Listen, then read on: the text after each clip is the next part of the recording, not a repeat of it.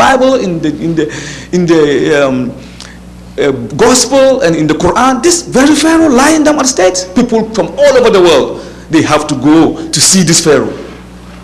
I remember, according to the book of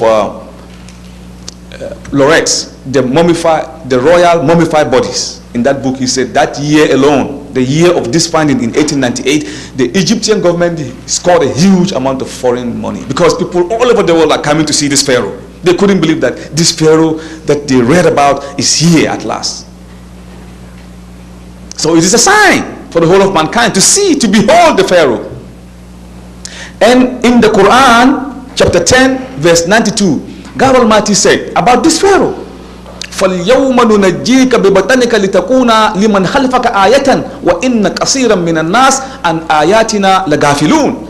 This day, O Pharaoh, we shall save you in your body, so that you will be a sign for those who will come after you.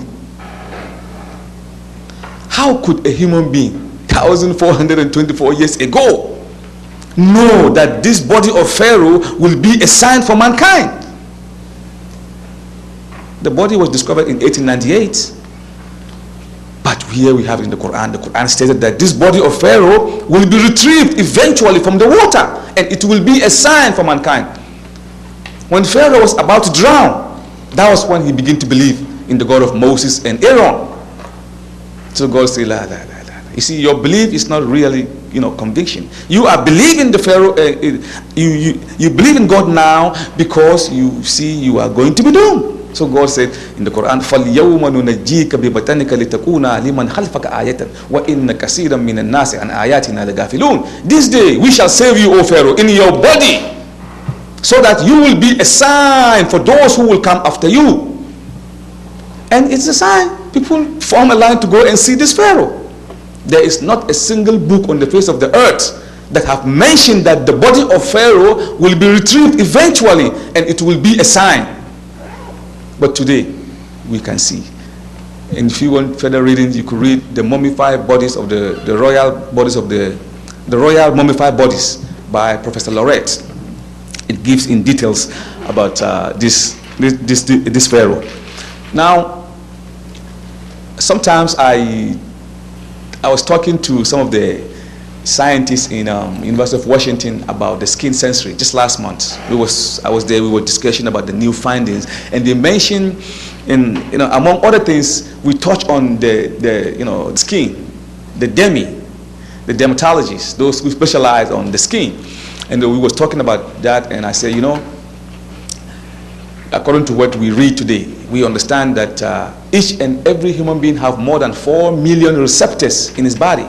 These receptors actually help us to feel the pains, heat, warmth, the comfort that you feel, whatever, if your hand is poked, if you hit your hand on the floor, you fall down. The pain that you sustain comes from the skin, not from the blood, not the meat, not the marrow, nowhere else. It comes from the top layer because of the receptors. The receptors helps you, makes you feel the changes in your body.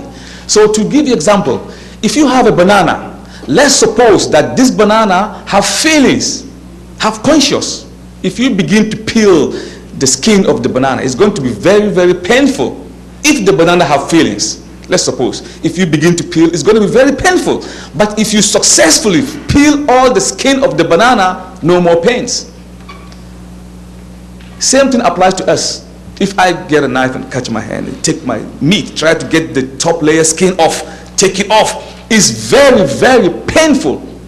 But if I successfully peel all my skin, no more pains, because the receptor is found at the nerve ending of the skin. That is where you get the pains, because each and every one of us have more than 4 million receptors in our body. This receptors is located. That's why we have 1st degree burn, 2nd degree burn, and 3rd degree burn.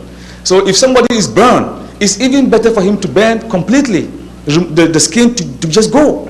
This pain will be less. But if he has some intact skin on his body, it becomes 3rd degree. It's more painful.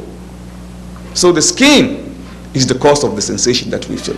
Today we know. Scientists have accepted all these things. When did they know all these things? Less than 64 years ago. Science are telling us that the receptors is from the skin. And in the Quran, chapter 4, verse 56, God Almighty, He mentioned this feeling of sensation in the nerve ending. What did He say? God Almighty said, إِنَّ الَّذِينَ كَفَرُوا بِآيَاتِنَا سَوْفَ نُسْلِيهِمْ نَارًا كُلَّمَا نُضِجَتْ جُلُودُهُمْ بَدَّلْنَاهُمْ جُلُودًا غَيْرَهَا لِيَذُوقُوا الْعَذَابَ إِنَّ اللَّهَ كَانَ عَزِيزًا حَكِيمًا. Those who reject our sign, we shall send them into hellfire. As often as their skin is roasted, we shall change them for another skin, so that they may taste the penalty of the fire. Why would Allah or God Almighty change your skin? Because He recognized that the pain that you sustain comes from the skin. That's why He said, بَدَّلْنَاهُمْ جُلُودًا غَيْرَهَا. As often as we put you in the hellfire, if your skin is roasted, we shall change you for another skin, so that you will continue to feel the pains. In other words, the Quran have recognized that in the skin, that's where the pain comes from. Otherwise, it wouldn't make any sense for God Almighty to change your skin, to feel more pains, to change your skin. So we see these are some of the miracles of the Quran. And there's one professor, he wrote a book from France, actually, Maurice Bucaille. He wrote a book, The Quran, the Bible, and Science. And in that book, Bucaille said, all this information that is being found today to be in conformity with science, with modern science, the only way we can know, or the only way we can understand how this information came into being, is to believe that in the 7th century, there is a huge telescope hidden somewhere in the desert of Medina, where if everybody goes to sleep, the Messenger Muhammad will wake up in the morning and he will take the telescope and he will begin beaming the heavens, and then he put the information in the Quran. This is the only way, he said. That's the only way we have to believe. If we believe that, we become a laughing stock. Because in the 7th century, we don't have no telescope. How could all this information? This information is a painstaking research. So we say, this is there. And then the prefrontal cortex, the forehead of a man. This forehead of ours today. Science are telling us today, you know, they've developed this machine called MRI, magnetic resonance imaging. If you are sick or if you have, certain problems, you have to put you in this machine. This machine will eventually pinpoint the exact sickness, the location of the trauma. Magnetic resonance imaging. They use these machines to track the part of your brain that is responsible for lying, the part of your brain that is responsible, for pain, anything, whatever happened to you, if you're sick, if you're hungry, the part of your brain that is responsible for the hungry, eventually MRI is actually helping us today. So many problems is being solved by MRI. Among other things, the scientists are telling us today that the forehead of a human being, this part of the human, the forehead, the prefrontal cortex, is responsible for aggression and lying, at the same time for doing good.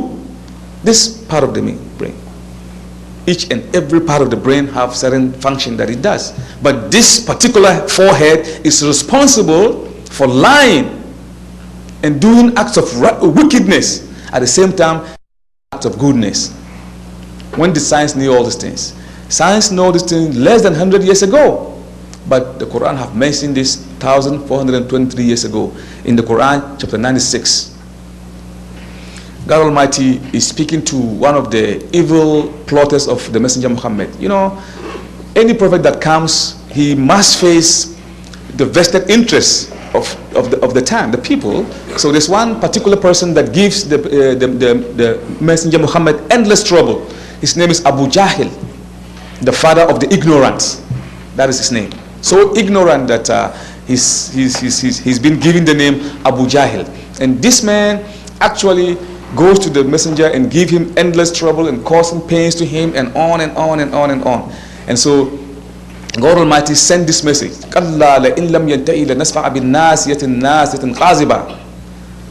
him, let him beware. If he does not stop what he's doing, the wickedness he's doing to the messenger, if he does not stop, if he does not